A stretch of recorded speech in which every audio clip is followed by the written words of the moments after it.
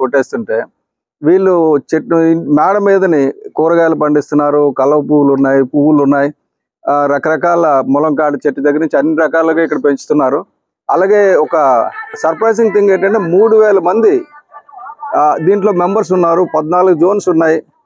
ఆ 3000 మంది మనుషులు 14 జోన్స్ తోటి ఇది ఆపరేట్ అవుతుంది గత 3 సంవత్సరాలుగా.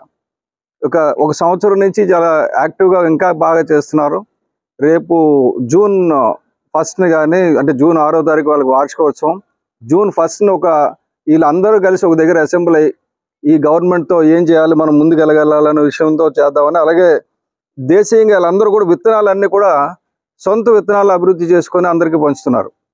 ఇప్పుడు గ్రీన్ క్లైమేట్ జనపరెడ్డి రత్నం గారు సహాయంతో ఈ గ్రూప్ ఇంత పెద్దదయ్యింది. వాళ్ళకి కావాల్సిన విత్తనాలు కానీ వాళ్ళకి కావాల్సిన మిగతా సదుపాయాలన్నీ కూడా ఆయన చూస్తున్నారు దగ్గరుండి. తప్పకుండా జూన్ 1వ తారీఖు అమ్మ మీరు ఒక మంచి ప్రోగ్రాం చేద్దాం. అంటే మీరు చేస్తున్నది వెలుగులోకి తీసుకొస్తే ఇంకా చాలా మంది ఇన్స్పైర్ అవుతారు. నా ఉద్దేశం, నా స్వార్థం ఏంటంటే మీరు ఇక్కడ ఒక జిల్లాలో విశాఖపట్నం ఒక దగ్గర చేసిన కాకుండా మొత్తం అన్ని జిల్లాల్లో ఈ రకమైన డెవలప్మెంట్ వస్తుందనేసి నేను ఆశిస్తున్నాను. తప్పకుండా మా సైడ్ నుంచి ఏం చేయాలనేది నేను తప్పకుండా చేస్తానని చెప్పి మీకు మాట ఇస్తున్నా. జూన్ 1వ తారీఖు కల్లా ఒక మంచి ప్రోగ్రాం చేద్దాం. ఈ లోపల మీరు అన్ఆర్గనైజ్డ్గా ఉన్నది ఒక ఆర్గనైజ్డ్గా ఒక సొసైటీ రూపంలో దీన్ని తీసుకురండి.